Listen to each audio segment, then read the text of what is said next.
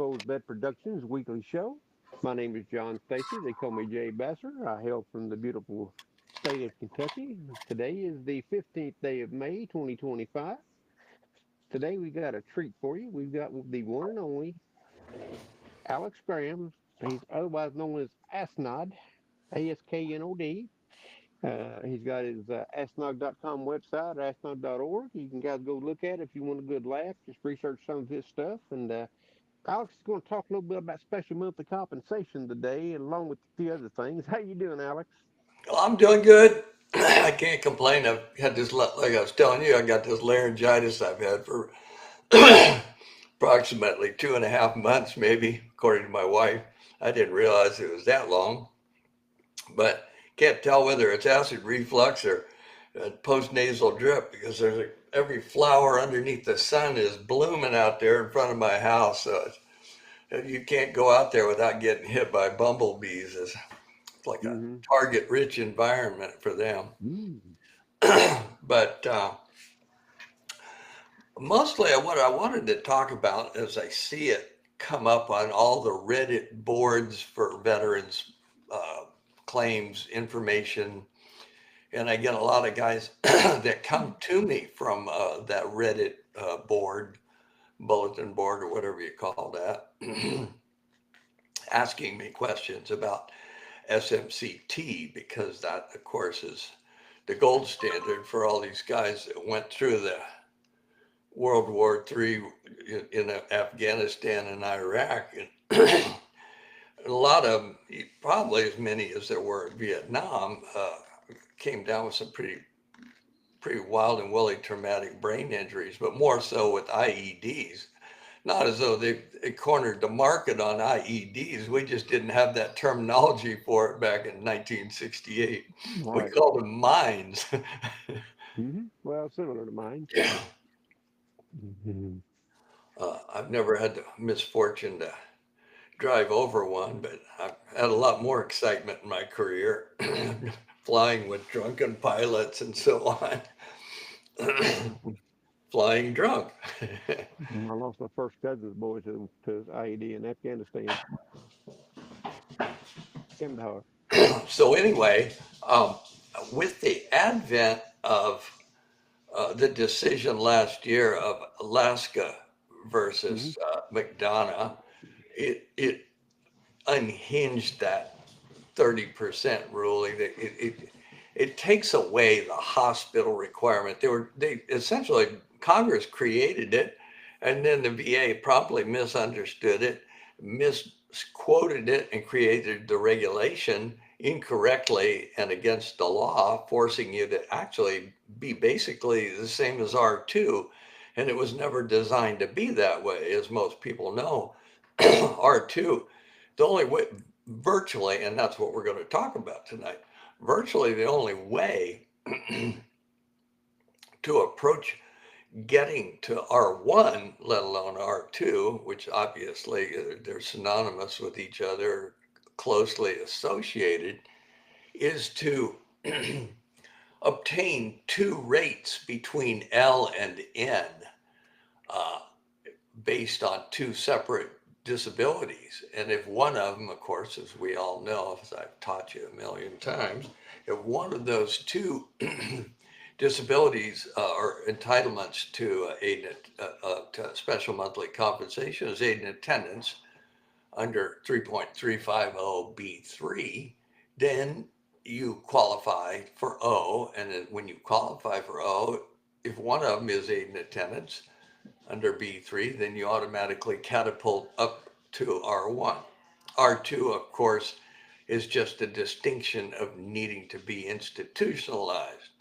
The Mm-hmm. beauty of SMCT is it relaxes that standard. Now all of a sudden you only need one L for aid and attendance and actually have a rating, even a zero. I've gotten some guys who've got a zero rate for TBI because the VA invariably combines the two together.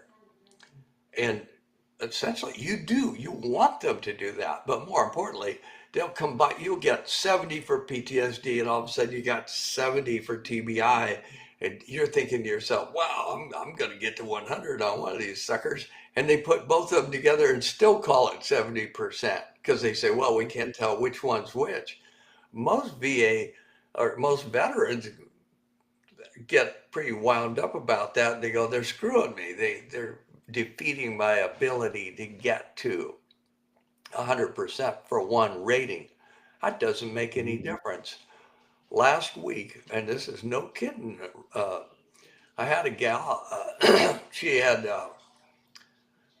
that Lyme disease, and it got her really bad with grand mal seizures, vertigo, petit mal seizures, and they gave her 100% for the Lyme disease for a couple, 3 years. And all of a sudden, the guy come knocking on the door, said, we got to reduce that 100% because you don't have Lyme disease anymore. We're proposing to reduce you from 100 to 0 for that. Well, I can have some serious complications. If you're on SMCS, as she was, it means she's floating back down into bare minimum for TDIU. So she contacted me and she says, holy shit, Batman, what do I do? And I said, well, you know, what I was taught in Vietnam is when they're attacking you, you don't huddle and pray to Jesus. You start attacking back. So that's exactly what I did. Mm-hmm. She had filed and asked for aid and attendance within a year of that. Excuse me. So I filed an appeal up to the board. And I said, I want aid and attendance. And I was denied for it here. And I want it strictly for these grand mal and petit mal seizures, which are only rated at 20%, John. Which doesn't sound like it's even enough to, it's like tinnitus times 2 or something, or a bum knee for 20%. But the other thing I threw in there was she needed it because she had these killer headaches every day, bad migraines that lasted 2 or 3 hours every day. And she got a 2-year-old son. She just fired her husband, kicked him out the door. He's just a dead weight, like an anchor on her. Sitting around eating Cheetos and watching TV and waiting for her to get her VA check every month. So she sent him packing. And so I asked for an extra scheduler on top of her 50% for the headaches because she needed it. And she damn sure needed it if you were thinking about trying to get to SMCL, or so I thought. But if you do read the physical language of 3 what is it? Let's see, which one is it? 38 USC 1114 L. It says, it talks about loss of use of hand and foot, loss of use of both feet, blind, needing aid and attendance. But the way the aid and attendance wording is phrased, it says essentially for disabilities so severe that they require aid and attendance. Now, it didn't say anything about you got to have a 100% rating to get there. It didn't say you had to have a minimum of 70. So I'm thinking to myself, shit, I've never heard of anybody getting an extra scheduler for headaches, but why can't you? Nobody told me you can't. So I filed for it, and boy, did I get bitch slapped by a veterans law judge. He says, no. You can't have an extra scheduler for a headaches of 50% because 50% is the max scheduler rate for the headaches. You can't get any higher than 50. And I had to agree with him. Yeah, he's absolutely right. But I just figured just because it says 50 doesn't, it doesn't mean anything to me. I don't obey the rules. Nobody taught me the rules. I just make them up as I go. And if they tell me I'm wrong, well, okay, I'll buy that. So anyway, he still granted the aid and attendance. The judge did. He says because of the 20% for the grand mal seizures, which are well recorded in her claims file and her Capri records, we're going to give you aid and attendance for a 20% rating. And I even wrote it in the legal brief that I thought she deserved it, regardless of what VA rated her at under less than 5 petit mal seizures a month, which Mm-hmm. is not supported by the medical evidence that she was having 20, 25 a month. And let's say 5 of those 25 were grand mal, where you fall down on the ground, you run the risk of kissing that concrete too hard, you get a concussion. And Mm-hmm. she basically had her mom live next door to her, or vice versa. And she'd come over and stay with her during the day. And in the evening, she had one of those baby monitors, and her mom could hear it next door. So if something happened, the baby started crying and it kept crying, and she knew there was trouble. So nobody can tell me you have to have a 100% rating like it says in the M21 to get to to get in line for aid and attendance. So with that sure knowledge, let's move on to the next thing. Because Mm-hmm. of the Berry versus McDonough decision that came out in May of last year, we know that you can have multiple bumps for um, the bumps afforded you in 3.350 F3 and F4. You only get one bump on F4, which would be a full step bump. So presuming you get to aid and attendance, which is SMCL, and yeah, and let's just, in this case that I'm getting ready to demonstrate to you, his Parkinson's is very, very bad, tremors and whatnot. He's rated pretty heavily for it, based on um, tremors in the legs, tremors in the hand, both hands and one foot. But he's got, on top of that, he's got real bad diabetes with peripheral neuropathy in his feet. He's even got a AFO on one foot. Drag his foot up in the air because he's got real bad foot drop. He's a hot mess.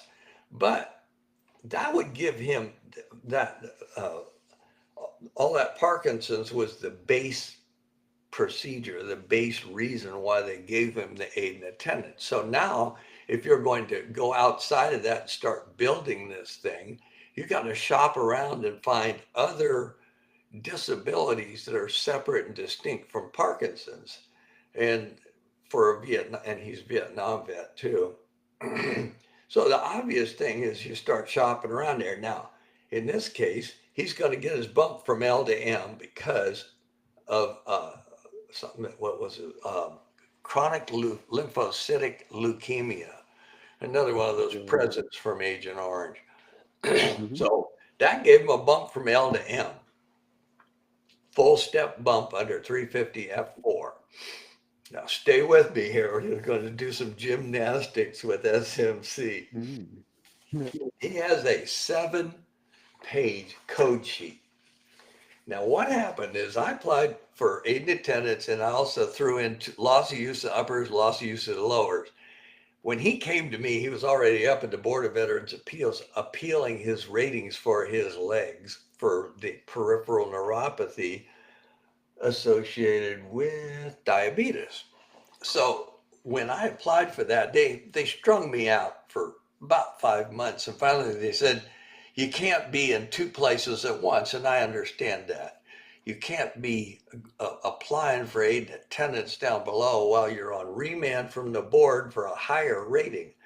Now, legally I could do this, but because the VA is so stupid, I can't do this.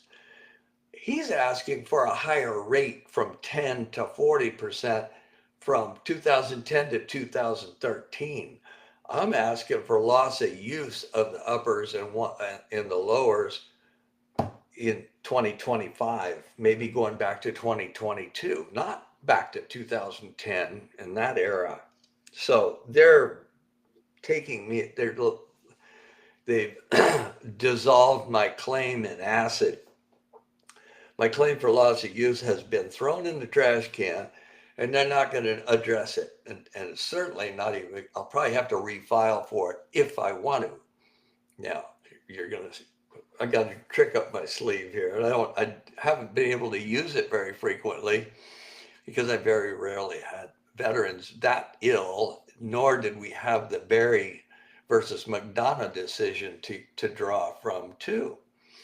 But and anyway, when they denied or said that technically the loss of use was already on appeal and they weren't going to decide that, at the same time, I've been pestering these guys for a couple of years to give him the bump up from L to M for the chronic lymphocytic leukemia. And they kept saying, nope, went all the way through at a 996 HLR.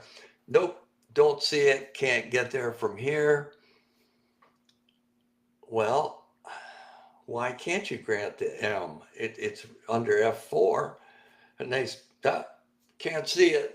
Can't see it from where I'm standing. I don't see anything about 350 F3 or F4. I can't see it. So finally, here it is. They declare a Q on themselves. So we forgot to give you that bump up from L to M back in 22. Sorry about that. Here you go. $14,850 for our little mistake. But Mr. Grimm doesn't get paid 20% for doing that for you because he didn't declare Q. We queued ourselves. So Mr. Graham hasn't created a situation where he objected to the fact that we weren't giving him the L. He just kept asking for, a higher level of review. He never took it up to the board. Now he's reopened it again and asked for it a second time, which is not true. I asked for the bump from L to M not as a bump, mind you, but as aid and attendance for his chronic lymphocytic leukemia. I never asked for a bump from L to M. It was strictly for aid and attendance. They misread that. They said, well, we're going to give you the bump from L to M for the chronic lymphocytic. We're not even going to talk about another aid and attendance because that'd bump his ass right up to R1 in the New York second. So they gave him the bump to M, which is, is what I call this SMCP. He has an M and a K. That's what I call poor man's R1. You can't ever get there. But you can, but you have to be very adroit at this. So I'm looking at all his ratings. They've used up the Parkinson's, and they threw in the loss of use of Winky under SMCK. So he had an M plus K. But what else did he have? As I say, he has post-traumatic stress disorder for 70%. He got a Bronze Star with a V to prove it. And he's got ischemic heart disease at 60%. He's got sleep apnea at 50%. And he's got enough peripheral neuropathy ratings to run out the window, up one wall and down the other and out to the mailbox. The peripheral neuropathy, right lower femoral 30, left femoral 30, what's this one here? Left upper, same thing with for 20%, and bilateral hearing loss 10%, tinnitus 10%, speech changes 10%. He's got all kinds of things going on here, but mostly he's got all the ingredients to get bumps all the way up to N and 1/2, and he's still got that K. So he bumped from M to M and a half with the PTSD. He bumped from M and a half to N with the ischemic heart disease. And he bumped from N to N and a half with about 120% of diabetes ratings for diabetes plus peripheral neuropathy. So he's got an N and a half plus a K. Now, if you know how to play hopscotch with SMC, you would know that when you reach the maximum rate you can get to in SMCP, which is N and 1/2 plus K, you automatically migrate up to O. But regardless of how you got to O, if somewhere back there you got an aid and attendance or been diagnosed with a need for aid and attendance, which is how he got here to begin with. He had the aid and attendance for his Parkinson's. So you're going to pyramid and say, because he's got all these things wrong with him to add up to N.5 plus K, and one of them is aid and attendance. You jump from O to R1. And as I said, before Barry became law in June, I think it was June 6th to 24 when they made that decision at the Federal Circuit, you have a damn hard time getting to N.5 plus K, because all you could hope for is to be on aid and attendance, be blind, and have some loss of use, and that get you up to the R1. That's the only way you're going to get there. It required some tricks to go through the lower rate through SMCP to get to a bump position. And the best you could hope for would be the blind need aid and attendance, and then you get another kick from M to N due to a 100% rating. But they would, back before this, they wouldn't give you 100 and a half. All they'd give you was 100 or 50%, half step. Couldn't get both of them. That's the way they did it. I have seen decisions where they did it, but they weren't presidential. They occurred at the board because somebody stepped on their necktie, and they granted it. And there wasn't any rhyme or reason to it, but there were only about 3 or 4 of them to boot anyway. So when they passed Barry, it opened up multiple half-step bumps, and that made it a whole lot easier to get to N.5 plus K. So if you whip out your your adjudication, or not the adjudication manual, God forbid, if you get a 38 CFR 3.350 and scroll all the way down to H, which discusses R1. H2 discusses this scenario where you somehow arrived at N.5 plus K, which is the maximum rate that you can get under P. So therefore you are at O. And if you are at O, and it says it doesn't make any difference if you used aid and attendance to get to O. If you need aid and attendance and you are at O, then you are at R1. That's 3.350 H2. And nobody's been able to avail themselves of it unless they had the amputations at the torso of the lower extremities here, literally amputated flush with the torso of your body, such that you could not affix a prosthesis to yourself, or prostheses, and strap on your legs and go for a walk, because there wasn't anything to hook them to except your torso. That doesn't work real good. That was one of the requirements for N, and you would also have to have physically lost your eyeballs, and that would get you there too. But that just gets you to N, and then you'd still have to have another half-step bump for something, and you God sure better have a K, or this whole thing doesn't work out at all. So it hinges on a bunch of different things, but mostly I lean on I have to look it up on my legal brief, but I don't want to wipe out being attached to you right now. But basically, there's a decision called Moira versus Principi, and I have to go in there and look for the spelling, but it's Moreira, I believe, and you'll see it in a lot of my legal briefs underneath the legal standard of review or the legal landscape. And it says that SMC is awarded based on the level of disability, which is true. It's kind of like Legos. You just stick them together and and if this one is this tall, then it goes over here and attaches to this one. And next thing you know, you built your little Lego castle and got up to the R1, R2 T level. It's a recipe of combining things and combining them in the right order. And sometimes it even hinges on getting them rated in the right order, like getting aid and attendance for Parkinson's before you lose your lower extremities or the ability to walk with your lower extremities. And when that happens, then it's loss of use. It's something different from aid and attendance.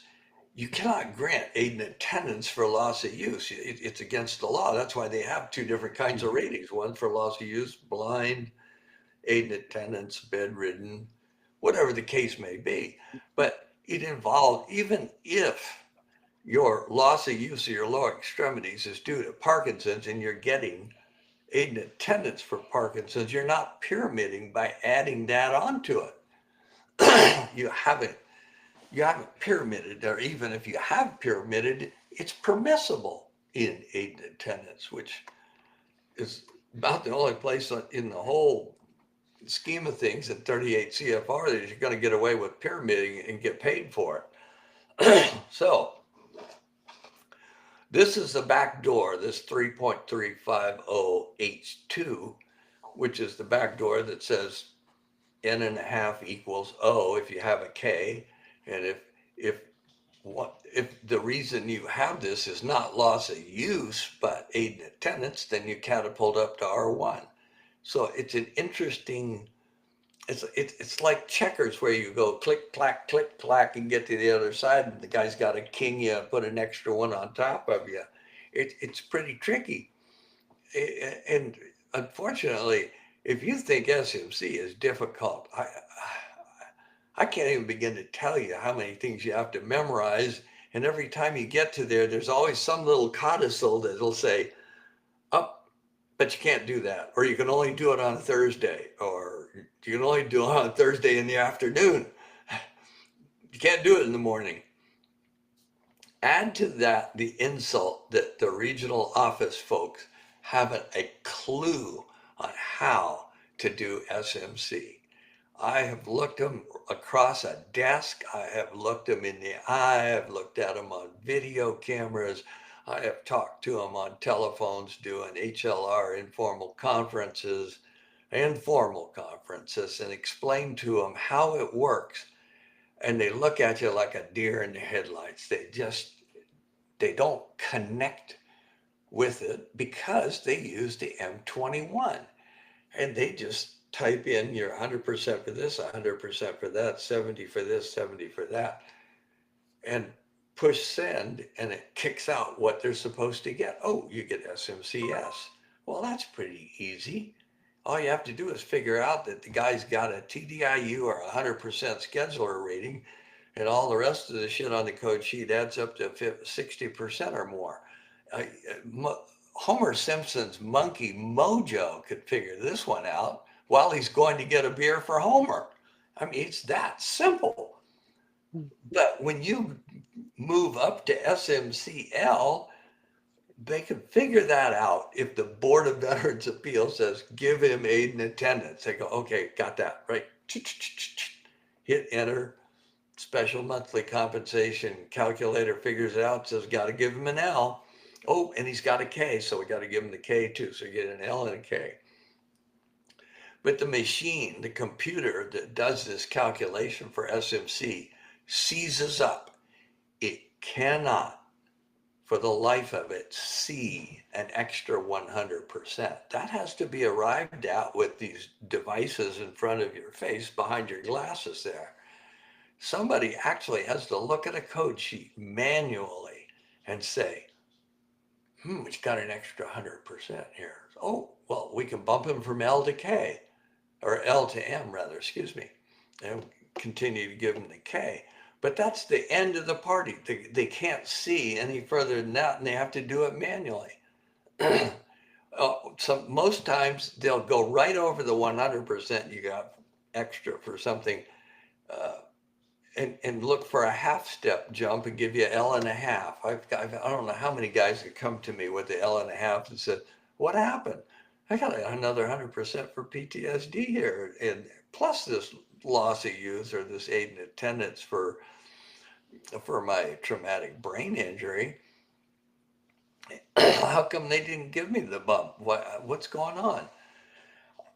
They can't do it. It's impossible. And I'm not allowed to divulge this yet, but I got a not for publication something from somebody that works at VA, and it was a discussion from the VA Office of Inspector General, and it's a report. They're getting ready to publish it, but I got the thing that says not for publication yet. We got to make sure we clear this with the new boss, Doug Collins, before we publish it because it's from pretty damning evidence.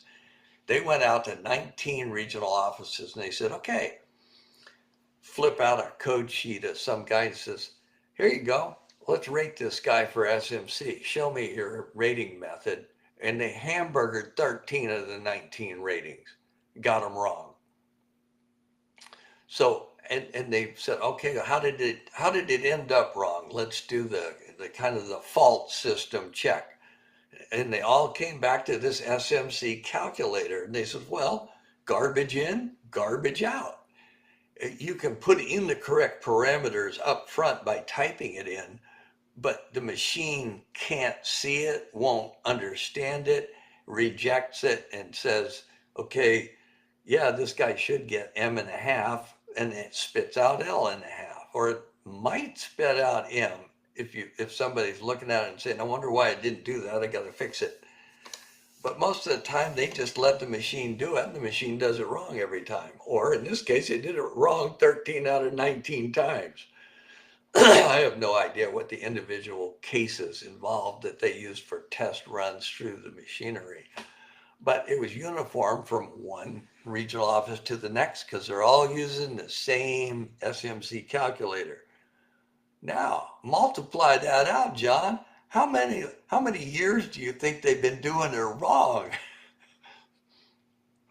I have no idea, but I wonder how many guys are out there with an L and a half that should have an M, or after Barry should have R1. How many guys that actually had it and died and didn't get nothing? Yeah, well, we can't. That's the sad thing about death of a veteran is that the spouse can't file a Q and say you screwed me. The only way you can keep these things alive is what I do. If if one of my clients' spouse called me and says, "Well, looks like Frank's headed for the last roundup. Uh, we're probably going to have to call hospice next week because he's not eating now."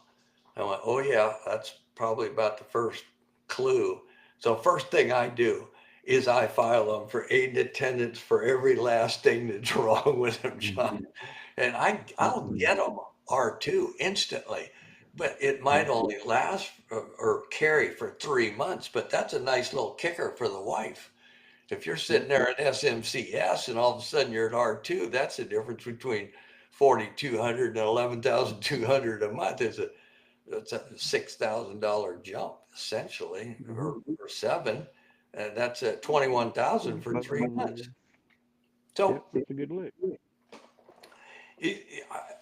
I probably I don't like to look like an ambulance chaser, but I do it for the spouse. And 9 times out of 10, they'll deny. I'll have to take it up to the board, and they grant almost within 21 days. They see the rainbow and the pot at the end and say, oh yeah, I see what Graham's doing. The guy isn't going to be on R2 for the rest of his life because he's already dead. So they get him for 3 months or something. But it's a nice way to just get a little bit more before they go to heaven, or even after they go to heaven, as far as that goes. That's So, true. I mean, do what you can. It's just it's sad that they do that. They need to be able to have one of these computer whizzes that's in the government right now to go in that computer system and maybe put the right parameters in and have it do its job correctly. That can be done real easy. well, you could fix the SMC calculator if you Hmm. were an AI, IT guy, whatever. You Hmm. probably go in there in the guts of that thing and look at the programming and say, well, shit, all I got to do is change line 47 and line 204, 205, and 206. This thing will work like a New York second. It'll punch out the Right. correct rating every time. On Why top of haven't AI, they fixed yeah, it? with This thing's AI, been screwed up for years, when you run an decades. AI program, when you write an AI program, you got to look at the factors involved. You need data. and you need the VA system and data as far as the claims process and the rating schedules. In order to get that in there, it's got to be in it correctly, and it's got to be based off of what the Title 38 says. It can be done, but it's going to take pretty sharp person to do it. Well, I find it interesting that it will work right up to SMCL, but Hmm. it won't work any further. Hmm. Why isn't it that it doesn't work all the way to SMCN? Wha- Nobody qualifies, or the machine's broke, and they know it's been broke. And the OIG comes to the regional offices and the D-Rocks across the fruited plains, and they say your calculator don't work. And the guy goes, no, it works just fine. I said, well, yeah, it works just fine, but it's cranking out the wrong information, the wrong rating. They just shrug their shoulders as well. That's not my department. My job is to stick it in the front end here and then take it out the back end, stick it in an envelope and mail it to the vet. Hmm. Well, that's a pretty sad state of affairs. And now you throw Barry versus McDonough in on top of it, and it becomes a fustercluck of massive proportions. Hmm. Well, you're right. I mean, if you're rated if you got 100% or IU and you get SMCS and you got a boatload of disabilities, if it adds up 4, 5, 600%, then look out. Sadly, there's too many guys named Commando Craig, Combat Craig, whatever he calls himself, and that other guy Mm. that wears the fancy jackets and the little musher or the handkerchief sticking up out of his pocket. He's got a real sexy hairdo. Too bad these Mm. guys they teach a lot of stuff, and that's a good thing for veterans is to be taught or to see the different ways to do it. But what I see is that nobody seems to grasp the way I look at SMC, John. When a guy has Mhm. SMCS, what has he got? He has something that is considered to be a 100% rating all by itself. It Oh might yeah. be TDIU, or a 100% scheduler for ischemic heart disease because he's blowing a 1 to 3 Mets.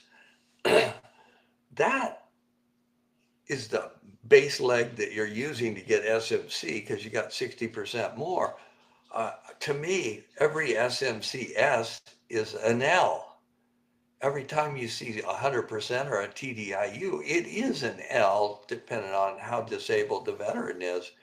And the older you get, the more disabled you get, and the Hmm. greater the level of your disability and the symptoms. Hmm. So I don't believe S is a static rating. I believe that it's just a transitory transition, shall we say, Hmm. going from 100% to S to L to R1 or however you want to go up the ladder. Well, hmm But well, there's two roads for S. You're either physically housebound, say that or again. there's two roads for S. You're either physically housebound, can't get out of the house, or you have 100 plus 60 or total plus 60. Right.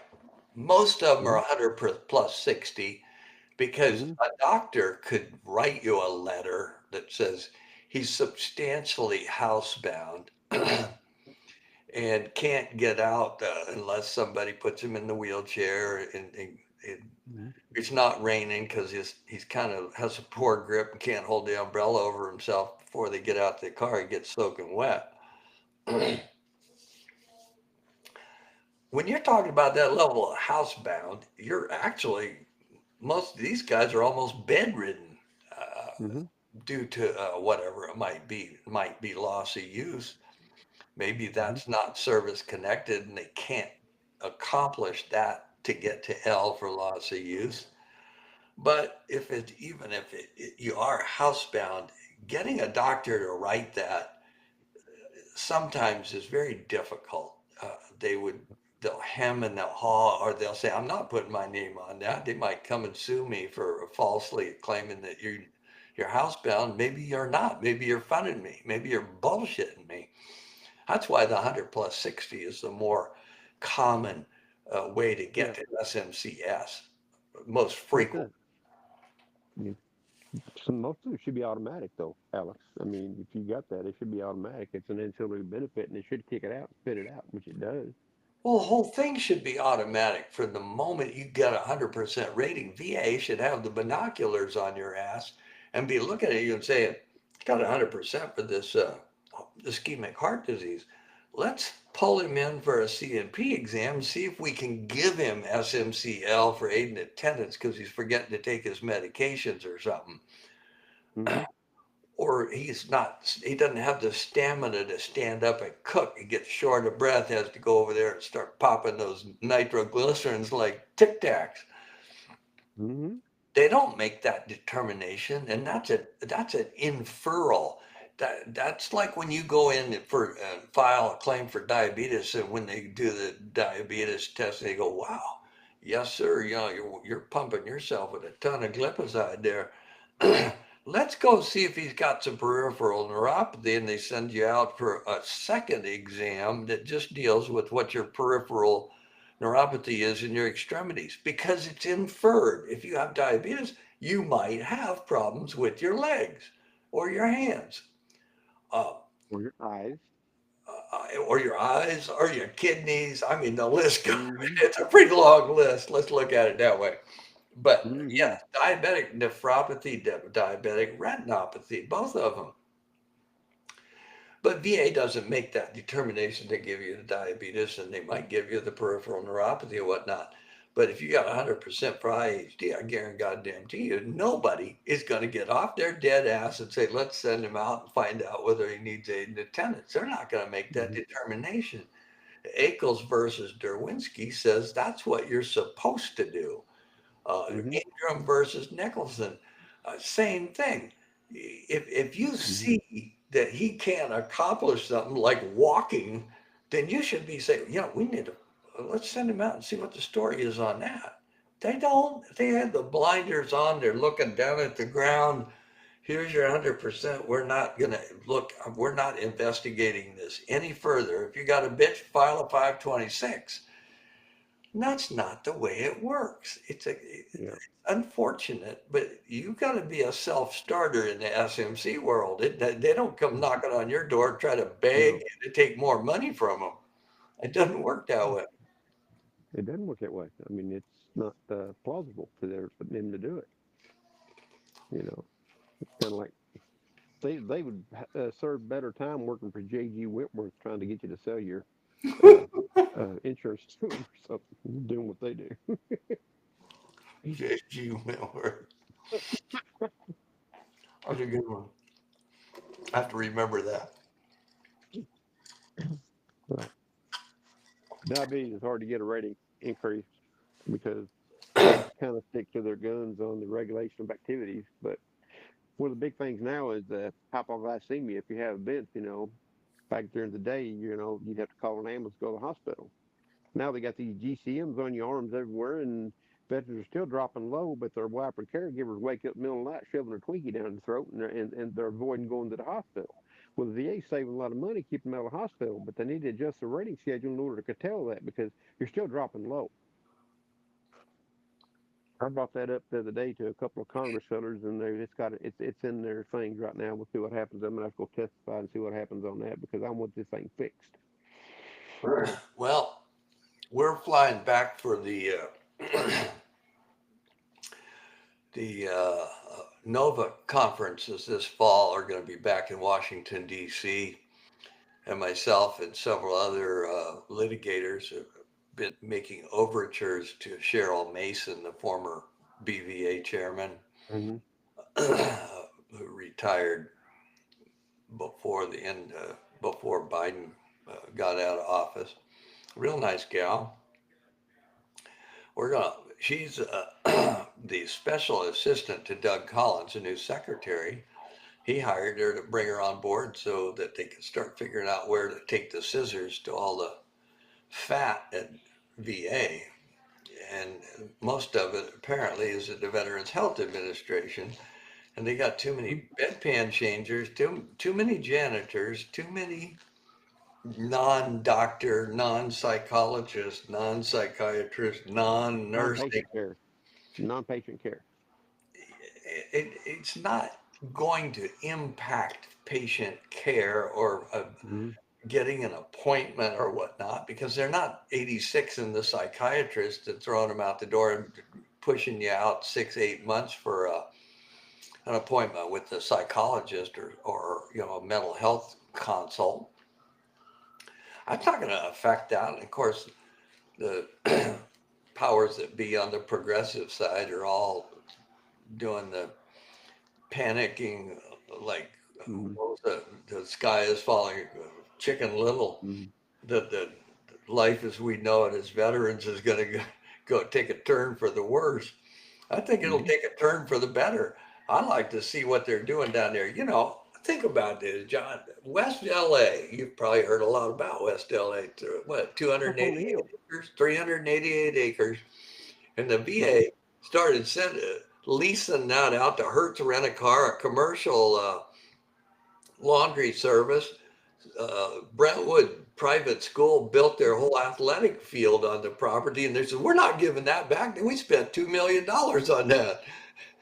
But it belongs to veterans. The guy that gave it to them back in 1898 or 1919 said, "This is VA. It is going to be about VA for veterans, by veterans, and in aid of making veterans' life better." And the VA, not under Doug Collins, mind you, but because of all these people, the poobahs that are in office there, who've been there for the last 20 years, they're they're saying, no, we're not going to build that, take any money and use all that acreage to create homeless housing for veterans. Hell no, we're not going to spend that kind of money. No, no, no, no. That is so anti-veteran. I cannot believe it, and it's so against the law. They're utilizing that, making money off all these guys. There's pump jacks out there still pumping oil on that property, and they're not taking. I just can't believe it. And they've got plenty of room there. I've been there. I know they got tons and tons of room that they could be using to build that out and tear down those old barracks like things and put in some real nice housing in there, single unit with a common room for like a Fairfield Inn where you go down there and get meals. I just can't believe that they're doing that to veterans. But in the scheme of things, it doesn't shock me in the least. Uh, the good news is I'm flying back there to Tennessee. You know where Columbia, Tennessee is? Yes, I do. I think it's north of Nashville. Tunnel Mm-hmm. to Towers building 59 houses up there, and one of my clients is getting a ribbon cutting ceremony, approximately July 10th, 15th, somewhere in there. Yeah. So Cupcake and me are gonna fly back there, rent a car, and go up to Columbia. We got invited to the Tunnel to Towers ribbon cutting, and so Mm-hmm. I'm looking forward to meeting this guy. I got him R2. He's a Mm-hmm. mess. Got real bad Parkinson's, but he's not a Vietnam vet. He came down with Parkinson's while he's still in the service. He's got two ARCOMs, a V on one of them, and a Bronze Star, and a Purple Heart, and a rotten case of TBI. But I got him Mm-hmm. R2. I didn't get him to SMCT. He had so much wrong with him. It was actually easier, and he didn't have a diagnosis for TBI, but he's way off in left field with the PTSD to the point where he has hallucinations and Mm-hmm. delusions and attacks people sometimes when he gets a little antsy. Yeah, And take Cupcake, take an extra day and take Cupcake up to Bowling Green to the Corvette plant. oh yeah, Interview them, yeah. well I'm a Mopar guy, but I'm willing to go look at go look at Chevys. I know Yeah.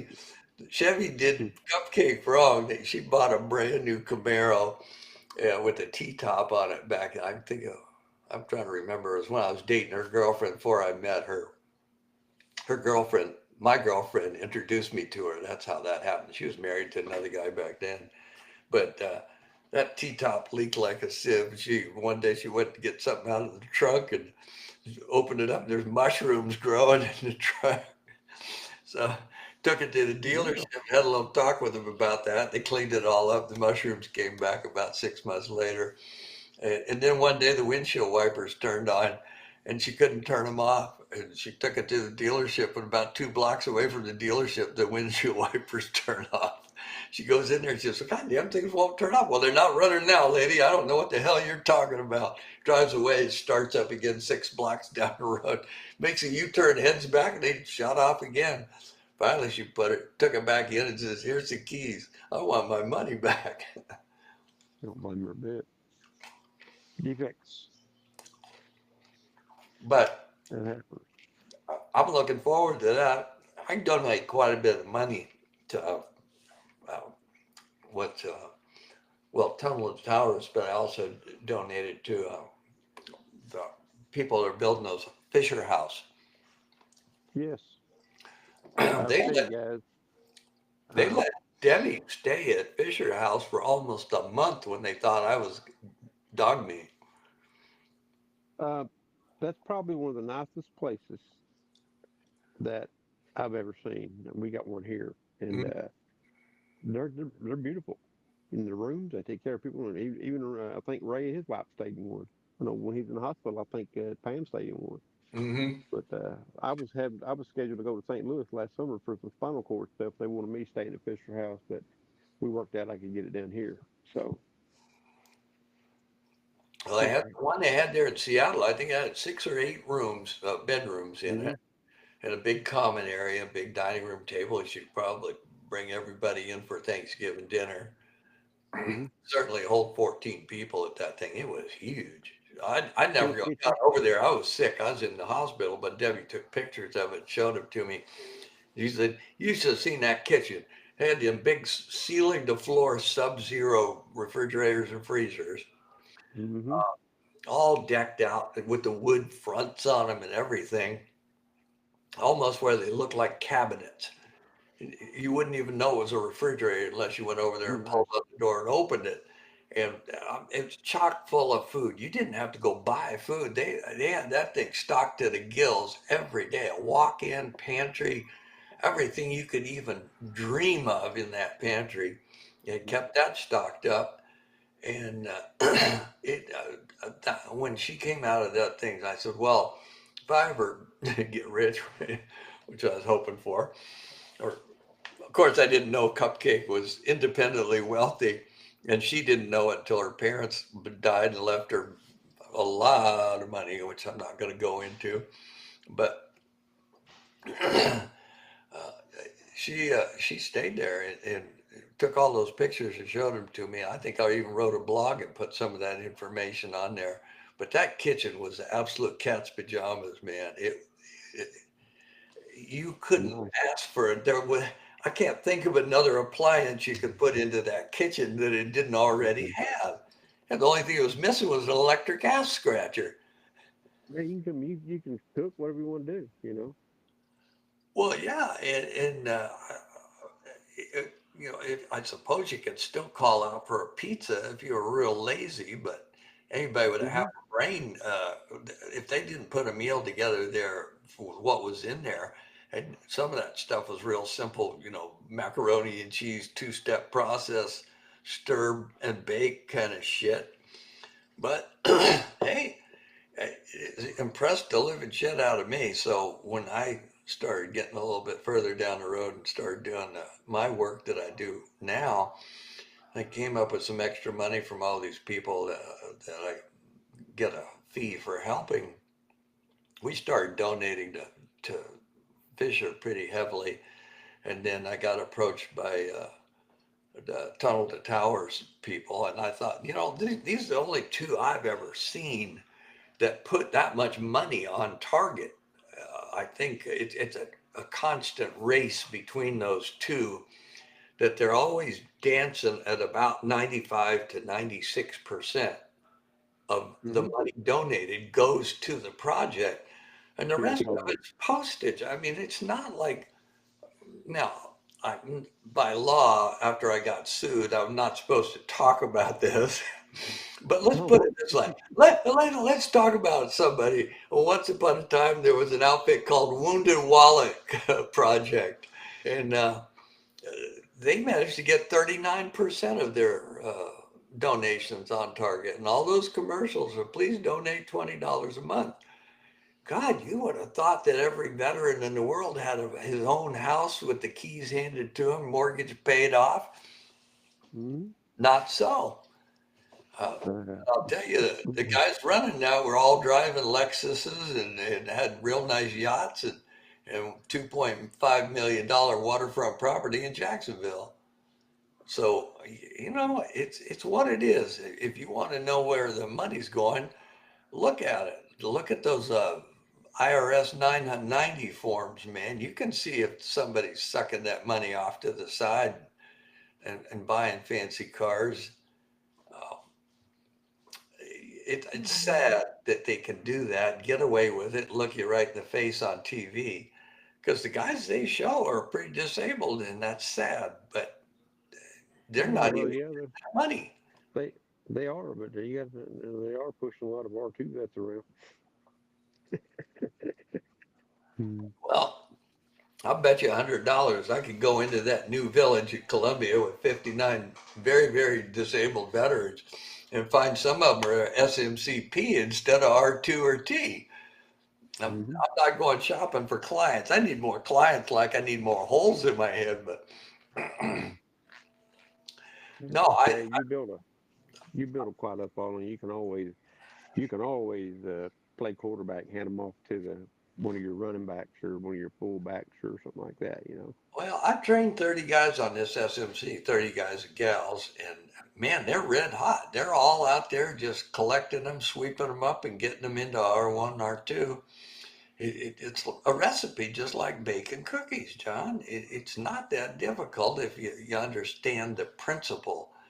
But if you've been to law school, sometimes you get that law school, brain on drugs kind of mentality, like the Hmm. two eggs in the frying pan. You get stuck on Hmm. something. Uh, Wes McCauley. Good old Wes just called me this afternoon when I was on my way to the doctor. Find out why I got this laryngitis. And he says, "Yeah, you ever heard of this guy called Corral or Coral? I'd never heard of him, Wes." And he goes, "Well, he came to me and I took his claim because I figured I was going to get him off SMCS and get him at least up to M and a half N or something like that because he's at S 100 plus 60." And he said, I wasn't doing it right. I wasn't doing it. And Wesley goes, "Fuck, I'm trying to get you up into aid and attendance." And he says, "No, you got to start filing me for an increase for my 50% for my obstructive sleep apnea." But you can't. You're at 50. That's it on OSA. And they're trying to get him an increase on his 20% for the diabetes, trying to get an increase on his 100% for his metastatic prostate cancer. Man, when you hit 100, that's it. But that doesn't mean it's it. You go for aid and attendance at that point. You don't just file another claim to increase a 100 to what? It's already at 100. Now it's time to start talking SMC, not an increase on a 100% rating. It's insane. Those are attorneys doing it. I'm not going to tell you the name of them, but uh, if you took raspberry and got rid of the word raz, you might have a good idea who it was. Oh, okay. Well, So that's who he's using for his new legal help. But God help him, they filed him for 6 increases and they still haven't started talking about SMC yet. what's that group out there in San Francisco? Morris and Forrester. Yeah, a pretty good outfit. They did the Yeah. that very first extraordinary writ for oh God, I'll think of his name, the father of extraordinary writs at the court, Erspammer. Yep. They Okay. represented him for pro bono. They represented his wife actually after he passed. I hope we got the website straightened out because it's kind of hard looking for attorneys on a website and see something come across there called mofo.com. So tell me about this new show before we wind this thing up. So are you doing this just for you, me, and Ray on these things, and then you put them up on your site to for viewing by readership later? No, this is automatic and it goes on the side as it broadcasts on the side. It goes on the page and it's on there and it goes after I do a couple things at the end of the show. It goes into the file. It's uploaded, but this is a live broadcast. Way cool. I love to Mhm. talk. I love talking at board hearings face to face with that judge about 4 feet away. I call that bayonet distance. I can skewer him and get his Mhm. complete attention. Well, That's buddy, one I that, appreciate you. go ahead. I appreciate you coming on. We're out of time, but I want to thank you, and we'll do this again soon because you always bring it every time you come on. You bring everything. You bring the good. You know, we call you Mister Dependability, and think that it's always a changing system, but you're on top of it. Well, it's a changing system. You gotta stay up on it, or you're gonna be left behind. I've learned so much doing this over 35, Mm-hmm. 36 years. I keep having to change my attack plan, Mm-hmm. but I don't quit attacking. No, don't stop attacking. Always, I if you run out perform. of ammo, uh, you can always take the tail section off the plane with a prop. I saw that the other day. Well, I like to say that I don't practice law, I perform it. Mm. Well, that's good. You're not an ammo chaser either, because you don't look like Danny DeVito. Well, thank you very much for inviting me on, John. And I appreciate it, buddy. Thank you very much.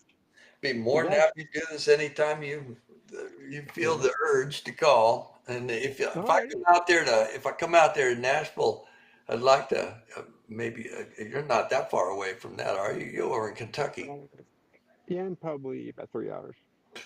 Ooh, shit! But You need to buy him. you know, never know. It could be a road trip. Never know. Get a Cessna 172 or something. No, I've got a Learjet. Mm, no, just Okay, kidding. well, I'm gonna go out and Nothing. feed my horses because I know they're chomping at the bit. All right. Well, Alex, thanks for coming on. We appreciate it. And folks, thanks for listening to the show. We'll have another guest on next week, so please stay tuned. And this is John on behalf of Mr. Alex Graham and the Exposed Vet Productions show. We'll be signing off for now. Thank you, John. All right.